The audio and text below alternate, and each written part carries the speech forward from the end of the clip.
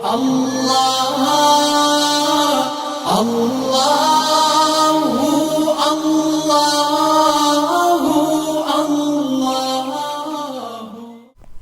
رب اشرح لی صدری ویسر لی امری واحلل عقدۃ من لسانی یفقہوا قولی رب زدنی علما رب یسر ولا تعسر وتمم بالخیر۔ اعوذ باللہ من الشیطان الرجیم بسم اللہ الرحمن الرحیم۔ ہماری جو سورہ نحل ہے اس کی 89 آیات ہم لوگ ابھی تک کر چکے ہیں، اور ابھی سٹارٹ کریں گے آیت نمبر 90 جو کہ پارہ نمبر 14 میں ہے۔ اللہ تعالیٰ اس میں، یہ بہت جامع آیت ہے آیت نمبر 90، اور اس کو جمعہ کے خطبہ میں پڑھا جاتا ہے۔ اللہ تعالیٰ یہاں پہ 3 چیزوں کے کرنے کا حکم دے رہا ہے اور 3 چیزوں سے منع فرما رہا ہے۔ اللہ تعالیٰ فرماتا ہے کہ اللہ عدل اور احسان اور صلہ رحمی کا حکم دیتا ہے، اور بدی اور بے حیائی اور ظلم اور زیادتی سے منع فرماتا ہے۔ تمہیں نصیحت کرتا ہے تاکہ تم سبق لو، اللہ کے عہد کو پورا کرو جب کہ تم نے اس سے کوئی عہد باندھا ہو، اپنی قسمیں پختہ کرنے کے بعد توڑ نہ ڈالو جب کہ تم اللہ کو اپنے اوپر گواہ بنا چکے ہو۔ اللہ تمہارے سب افعال سے باخبر ہے۔ تمہاری حالت اس عورت کی سی نہ ہو جائے جس نے آپ ہی محنت سے سود کاتا اور پھر آپ ہی اسے ٹکڑے ٹکڑے کر ڈالا۔ یہاں پہ جو ترتیب کے ساتھ 3 قسم کے معاہدوں کو ان کی اہمیت کے لحاظ سے الگ الگ بیان کر کے ان کی پابندی کرنے کا حکم دیا گیا۔ وہ کون سے عہد ہیں؟ ایک تو وہ جو انسان نے اللہ کے ساتھ باندھا ہو، اور یہ اپنی اہمیت میں سب سے بڑھ کر ہے۔ پھر دوسرا وہ عہد جو کہ ایک انسان یا ایک گروپ نے دوسرے کسی انسان یا دوسرے گروہ سے باندھا ہو، اور اس پر اللہ کی قسم کھائی ہو، یا کسی نہ کسی طور پر اللہ کا نام لے کر اپنے قول کی پختگی کا یقین دلایا ہو کہ جو میں کہہ رہا ہوں یہ میرا وعدہ ہے، اور اللہ کو گواہ بنا کے کہہ رہا ہوں کہ میں اپنی بات کو پوری کروں گا۔ مطلب اس طریقے سے اپنے قول کی پختگی کے یقین دلانے کے لیے اللہ کا نام لینا، اور یہ دوسرے درجے کی اہمیت رکھتا ہے۔ پھر تیسرا وہ عہد ہے، وہ وعدے ہیں جو اللہ کا نام لیے بغیر کیا گیا ہو۔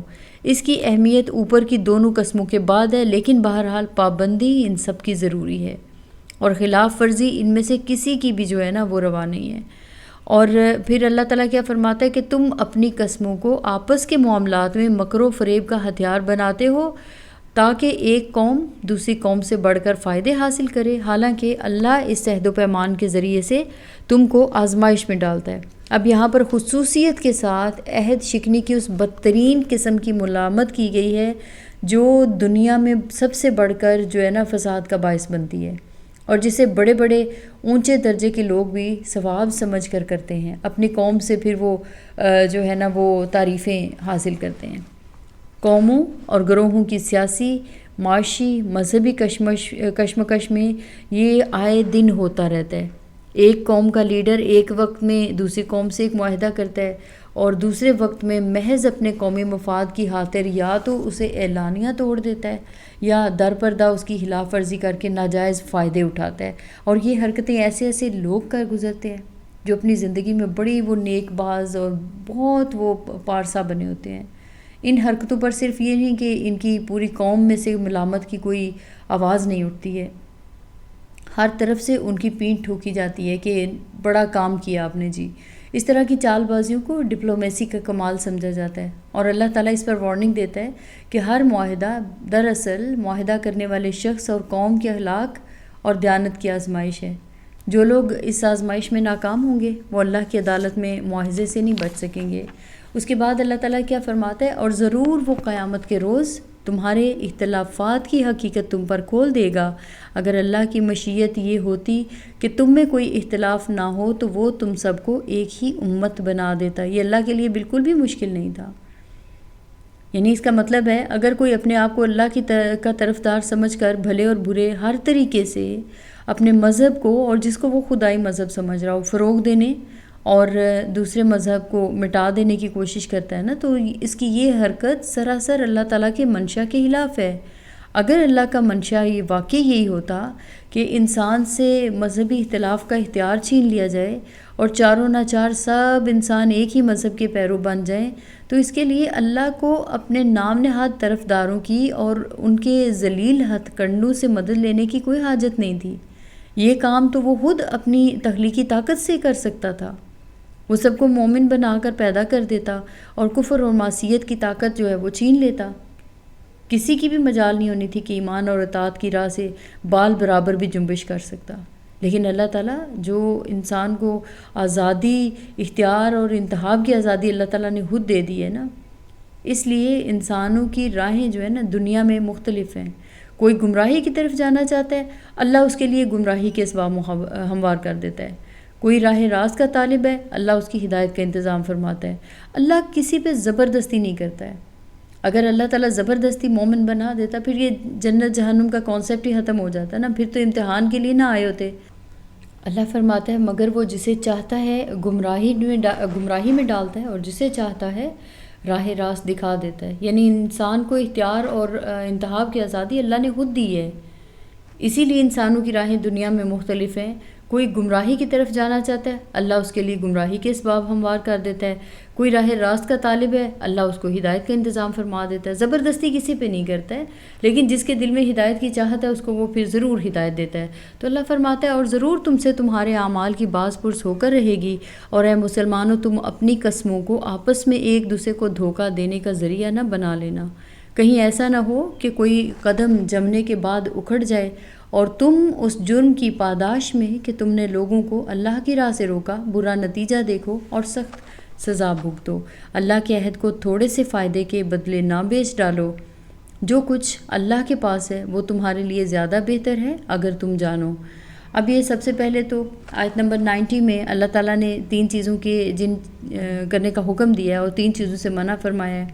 3 چیزوں کے جن کے کرنے کا حکم دیا وہ کیا ہے؟ عدل، احسان اور صلہ رحمی۔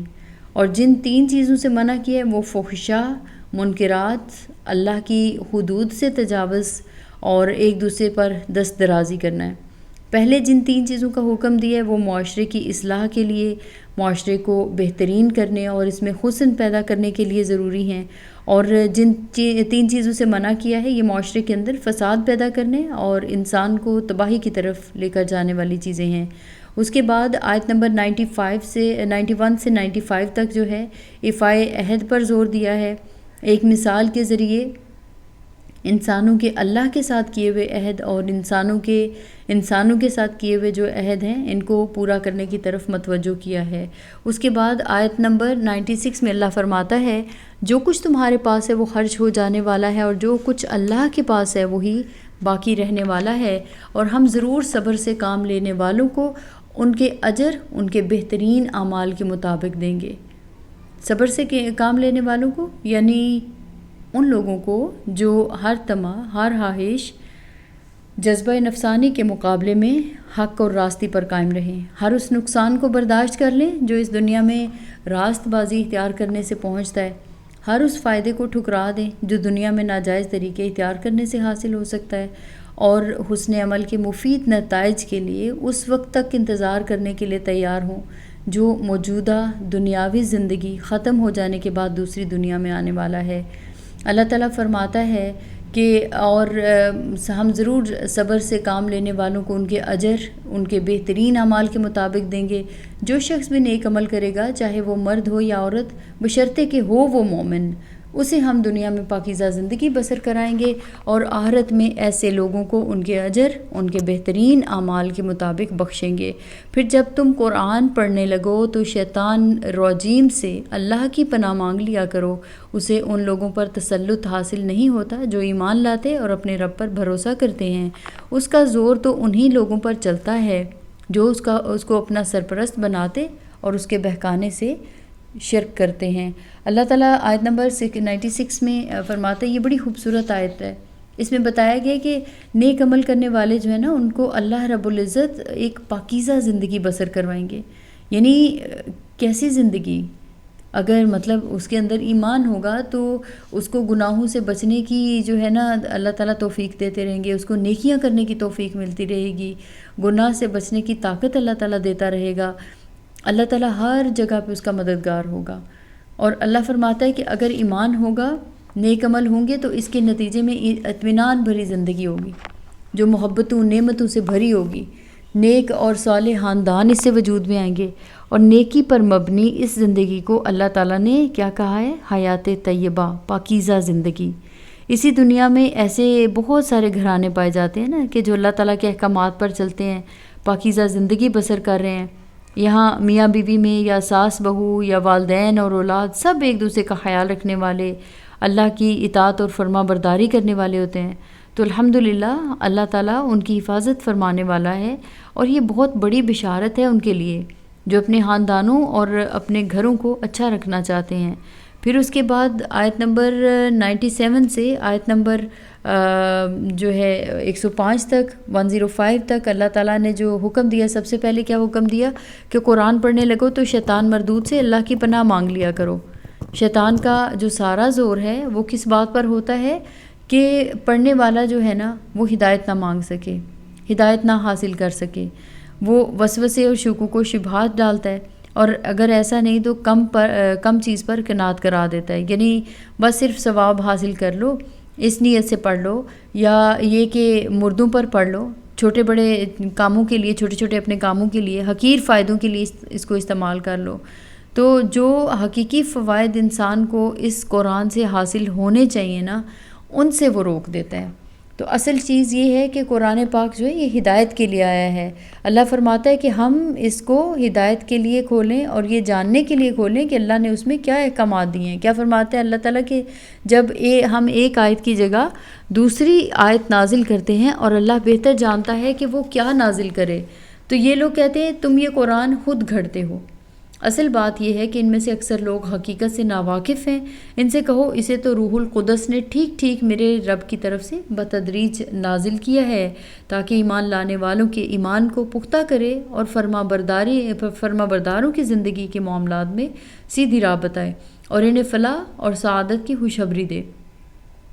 ہمیں معلوم ہے یہ لوگ تمہارے متعلق کہتے ہیں اس شخص کو ایک آدمی سکھاتا پڑھاتا ہے، حالانکہ ان کا اشارہ جس آدمی کی طرف ہے اس کی زبان عجمی ہے اور یہ صاف عربی زبان ہے.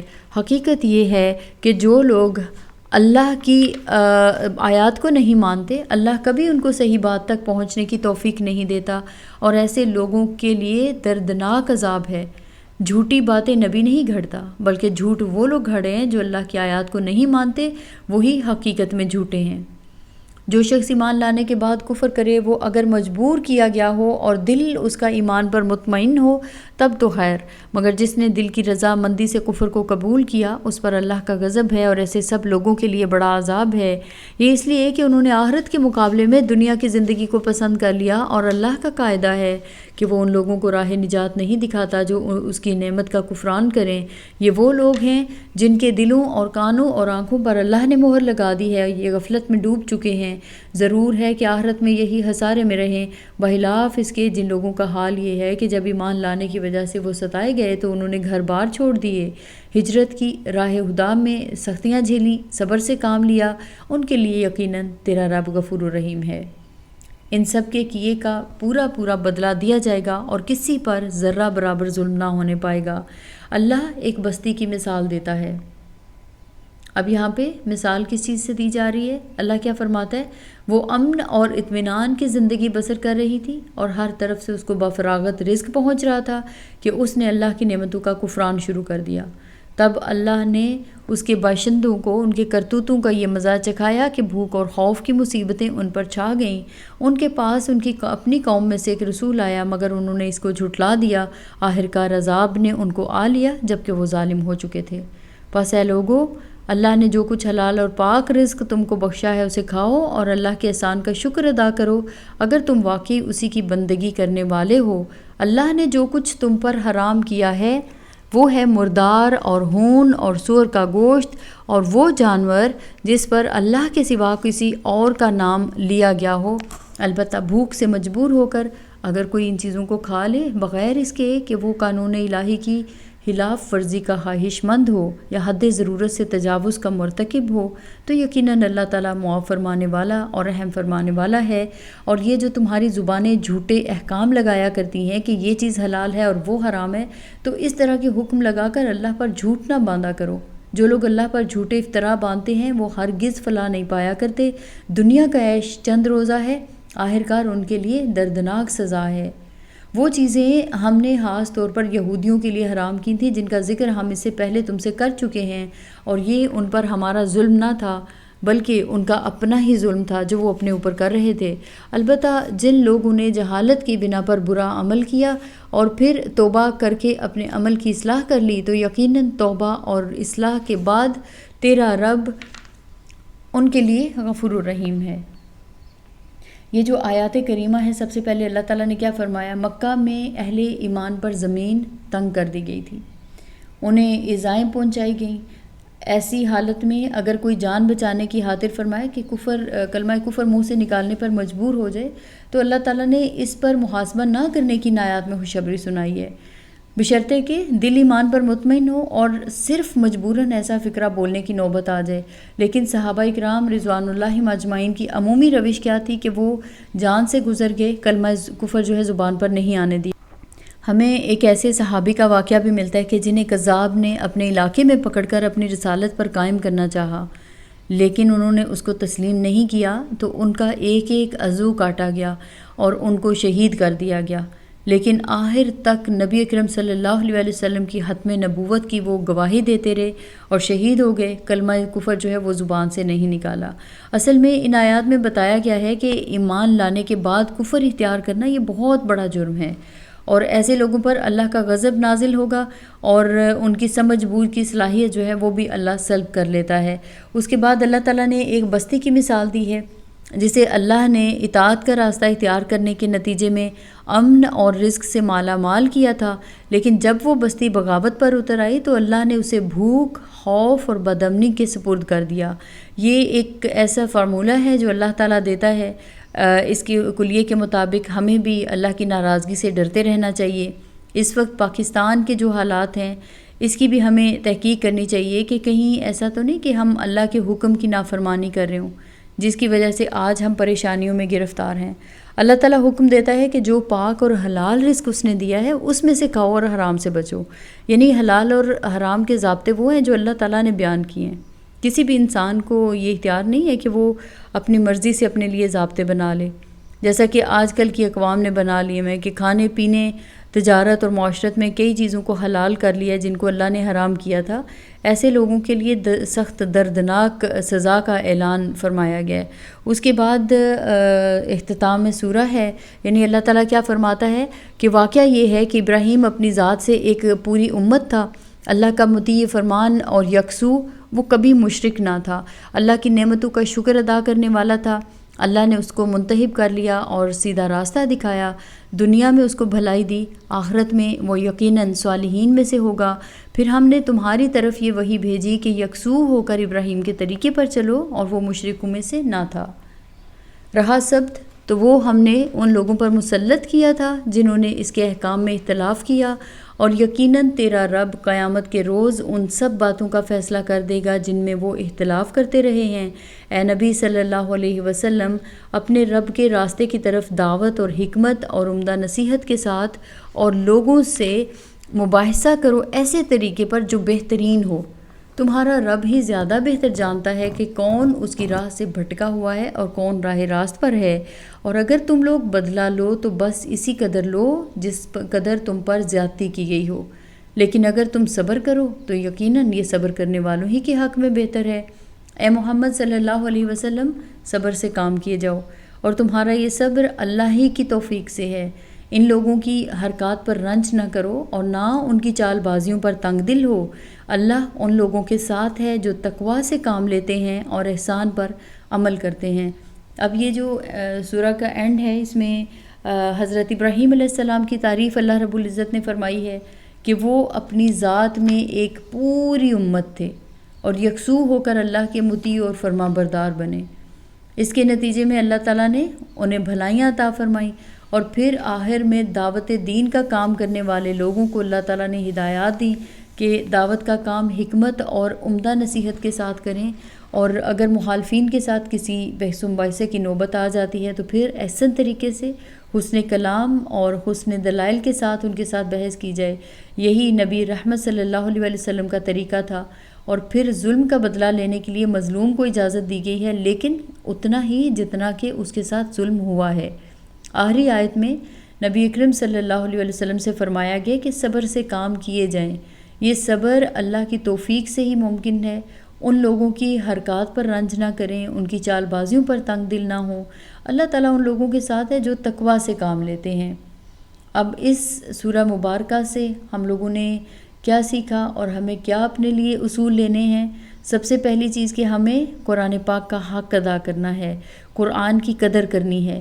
اسے اپنے خاندانوں میں سب سے پہلے تو اپنی ذات، پھر اپنے خاندان، اپنے ملک اور پھر دنیا میں نافذ کرنے کے لیے ہمیں جد و جہد کرنی ہے۔ جتنا ہم کریں گے اللہ تعالیٰ بہترین نظر دینے والا ہے اور کوششوں کو بھی دیکھنے والا ہے۔ اپنی زندگیوں کو کوشش کرنی ہے، اللہ تعالیٰ کے خوف پر استوار کرنا ہے، اپنے تقویٰ کو بڑھانا ہے، اور تقویٰ کو بڑھانے کا بہترین طریقہ روزے ہیں۔ یہ رمضان کے روزے اللہ نے کیوں فرض کیے ہیں؟ تاکہ تم متقی ہو سکو، تقویٰ حاصل کر سکو، تقویٰ اختیار کرو۔ اللہ کی نعمتوں کا شکر ادا کرنا ہے۔ کوشش کریں کہ جب رات کو سونے لگے نا تو غور کریں اللہ کی نعمتوں کو، جتنا ہم چاہیں بھی تو گن تو نہیں سکتے، لیکن پھر بھی کچھ غور و فکر کرنے سے بندے کے دل میں شکر گزاری آتی ہے۔ تھوڑا بہت بھی اگر غور کریں گے نا کہ اللہ نے ہمیں کتنی نعمتیں دی ہوئی ہیں، اور اس کے لیے ہم چاہیں بھی تو اللہ کا شکر نہیں ادا کر سکتے۔ اور اس کے بعد قبر میں سوال و جواب کی تیاری کرنی ہے، عدل و احسان اور صلہ رحمی کرنا ہے۔ پھر جس چیز سے منع کیا گیا نا کہ خوشامد اور منکرات، ہر وہ چیزیں جو اللہ تعالیٰ نے منع کی ہیں، پھر اس کے بعد ان چیزوں سے ہم بچنے کی کوشش کریں گے اور اللہ تعالیٰ کی حدود کی پابندی کریں گے۔ اللہ تعالیٰ نے ایفائے عہد پر بہت زور دیا اس سورہ مبارکہ میں، یعنی اگر وعدہ کرو تو پھر پورا کرو، اور اسپیشلی پھر ایسے وعدے اور ایسی باتیں جن میں تم اللہ کو گواہ بنا لیتے ہو۔ خیر اگر اللہ کو گواہ نہیں بھی بنایا لیکن ویسے اللہ کا نام لے کر جو ہے کوئی وعدہ کیا جاتا ہے تو وہ بھی اسی زمرے میں آئے گا۔ قرآن پاک پڑھنے سے پہلے تعوذ پڑھنا چاہیے، کیونکہ اگر تعوذ نہیں پڑھیں گے تو شیطان چھوٹی چھوٹی چیزوں پہ ہی ہمیں جو ہے نا یا تو وہ صحیح اعمال سے روک دے گا، یا ان چیزوں پہ ہم کانے ہو جائیں گے، قناعت کرنے لگیں گے جو بہت چھوٹی ہیں، یعنی صرف اور صرف ثواب کی نیت سے یا برکات کی نیت سے یا مردوں کو بخشوانے کی نیت سے یا اپنے چھوٹے چھوٹے جو معاملات ہیں ان کے حل کے لیے، تو اللہ تعالیٰ وہ ساری چیزیں کر دے گا۔ بٹ اصل جو مقصد ہے اس قرآن کا کہ اس کے ذریعے سے ہم ہدایت کا حاصل کریں، اس سے وہ روک دے گا۔ تو اس لیے قرآن پڑھنے سے پہلے تعوذ ضرور پڑھنا چاہیے۔ حلال اور حرام میں اللہ کے بنائے ہوئے ضابطوں کی پابندی کرنی چاہیے، یعنی کہ اپنی طرف سے نہیں گھڑ لیں کہ یہ چیز حلال ہے اور یہ حرام ہے، جو اللہ نے قاعدے بنا دیے ہیں بس اسی کے مطابق چلنا ہے۔ اور اینڈ میں پھر کیا چیز بتائی گئی کہ دعوت کا کام عمدہ طریقے سے نبی رحمت صلی اللہ علیہ وسلم کے بتائے ہوئے طریقے کے مطابق کرنا ہے۔ اللہ تعالیٰ ہم سب کو قبول فرما لے، ہماری کوششوں کو، ہماری عبادات کو، اور اللہ تعالیٰ ہمیں مکمل ہدایت عطا فرما دے، اور ہر کبھی چیز سے اللہ رب وما علینا الا البلاغ۔ اللہ